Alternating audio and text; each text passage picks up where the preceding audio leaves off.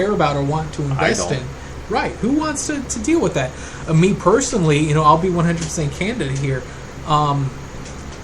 The fact that people are forced to buy insurance is a great thing for me as an insurance salesman. It's wonderful. I can thank Obama for that much. I hear a Democrat going, why are you against Obama? Right. But even though Why do you believe in I'm in freedom? the industry that provides that product that you're forced to buy, I don't necessarily believe it. I don't believe that you should be forced to buy it. I don't believe that anyone should be forced to do anything in this country with the Constitution and Bill of Rights that we have. It's shocking to me. But know and understand that bill was written primarily to benefit the insurance industry, because you're forced to buy their product. You know what? Somebody who is in human resources, who has strong compensation and benefits background, told me the same exact thing. They said, oh no, the insurance industry is benefiting from this. Right, absolutely. It's still going through the insurance, but now it's forced, so more people feel in fear that they have to purchase it. And secondly, then you have the middleman fees that are added upon that. Mm-hmm.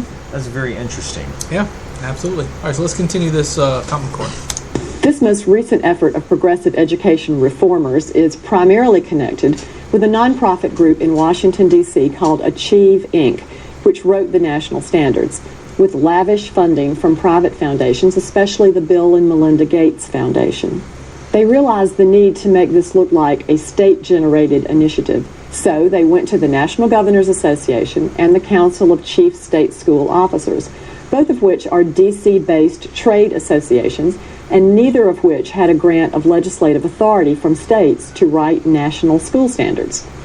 But because the Common Core standards were created under their auspices, the proponents now claim that the effort was state-led.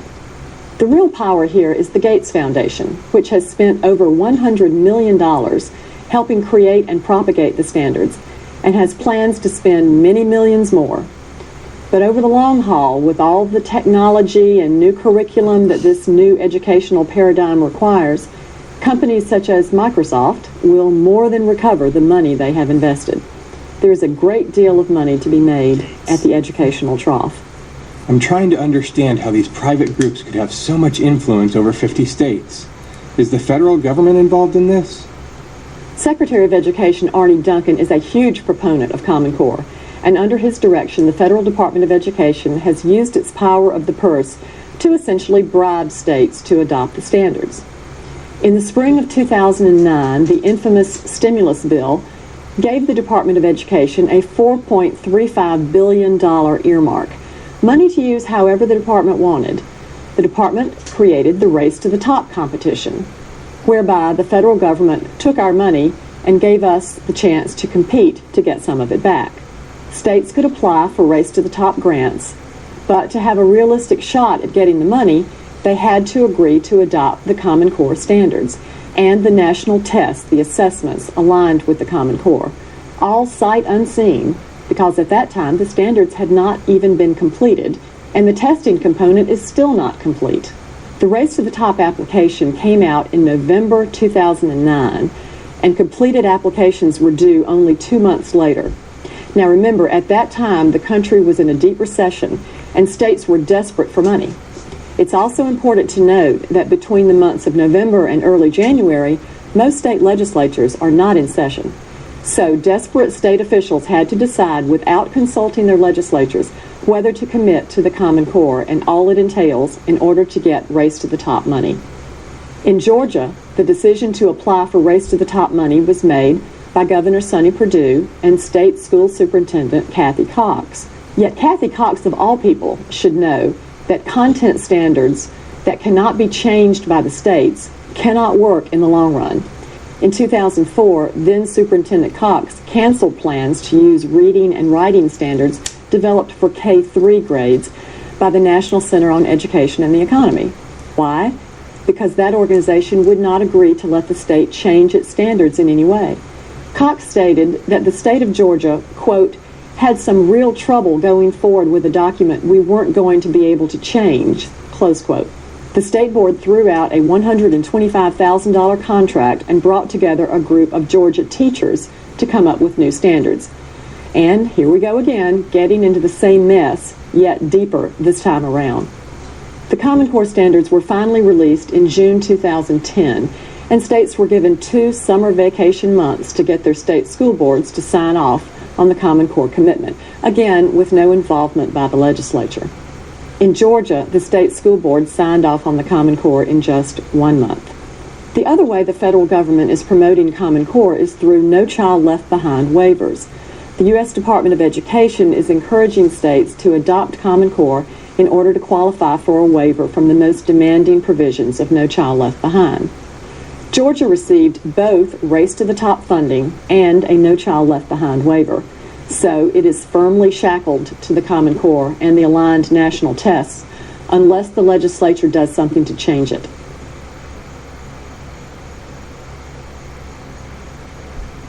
Let's go on to chapter 2. It's obvious that these federal grants usurp legislative authority and make state control irrelevant. What about the national testing? What are the concerns associated with the testing aspect of the Common Core? 2 consortia of states have hired so-called testing experts to create national tests aligned with Common Core. One is called the Smarter Balanced Assessment Consortium, and the other is the Partnership for Assessment of Readiness for College and Careers, better known as PARC, P-A-R-C-C. These will all be computerized tests, so school districts will have to acquire and maintain the technology necessary for testing all students in most grades multiple times per year. Georgia is a member of PARC, which means we've agreed to implement the PARC national test by the school year 2014-15. Who's paying to develop these tests? The U.S. Department of Education gave the 2 consortia $360 million for test creation. And once that money runs out, the states that are members of the consortia will have to assume the costs. These types of computer-driven tests are far more expensive than traditional testing, and there has not been a candid discussion on the ongoing costs this creates for taxpayers. Something to consider about the people developing these PARC and Smarter Balanced tests. The PARC tests are being designed by the same group of progressive reformers that gave us the Common Core standards.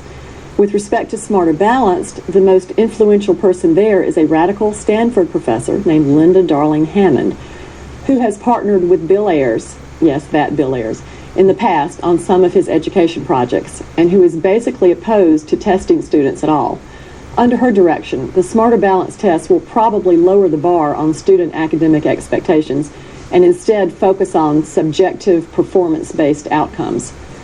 So we ought to question whether these tests are even going to test the type of academic knowledge that students ought to have. Goodbye MIT, goodbye Duke. Yeah, yeah, absolutely. And you can find the rest of those videos. I'm not going to play the rest, play all of it now. But you can find the rest of those videos. Again, it's a 5-part series. You can find it's called "Stop the Common Core" parts 1 through 5 on YouTube. I definitely recommend anyone who's curious about Common Core, what it really is, and where it originated from, and who are the players behind it, to find that documentary on YouTube and check it out, because it's very, very informative. But it really just it's quite revealing, and it's a perfect illustration of why personally I'll never allow my son to see the inside of a public school, because the same people who are pushing these agendas through are the same people who, like the lady just explained there, are the same people who designed the curriculum specifically. So all that curriculum is biased and is backed by the, in air quotes, progressive movement, which means it'll push their agendas, whatever those agendas may be, that may be opposed in direct opposition to whatever you value as an individual citizen and human being. That's crazy.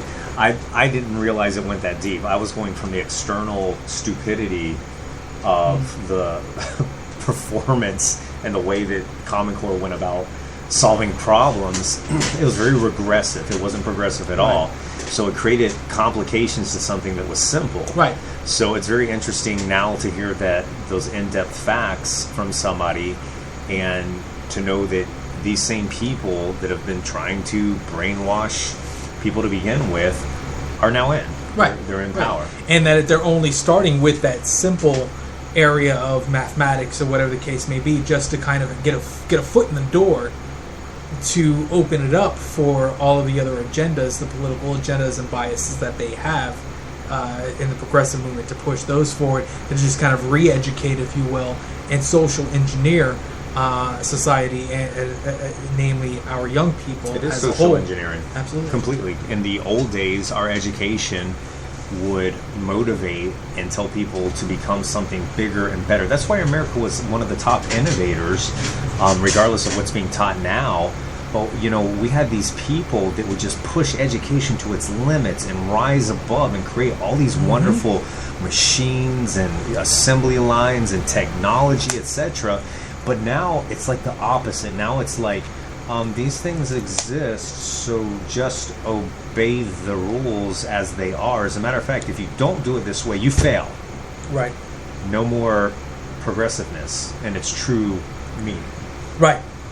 Right. Yeah. Absolutely. It kind of stunts the growth of the human mind and the initiative and the innovativeness that's naturally inherent in our society because of the type of society that we've had since our forefathers, and allowing us to have the freedom, the constitutional freedom, to be able to grow, and for that growth and that innovation to then take place in the marketplace to generate profit.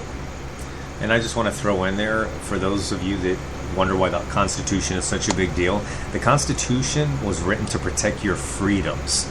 Let me repeat that. Right. The Constitution was made, drafted, signed off on to protect your freedoms.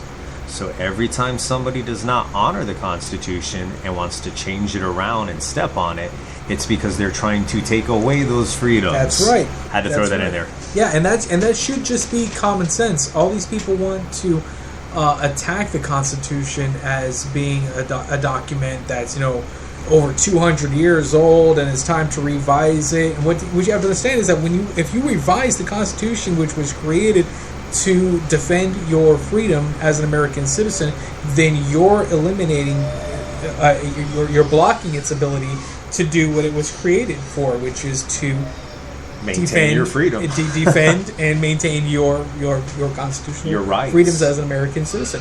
The Constitution is there to it is a set of laws that were created in order to keep this country from becoming a monarchy, and to protect your individual rights and freedoms as an American citizen. That's what that's there for. It's not meant to be a document to give individuals power over you as authority figures. No, it's there to guarantee you the right to be an authority figure unto yourself.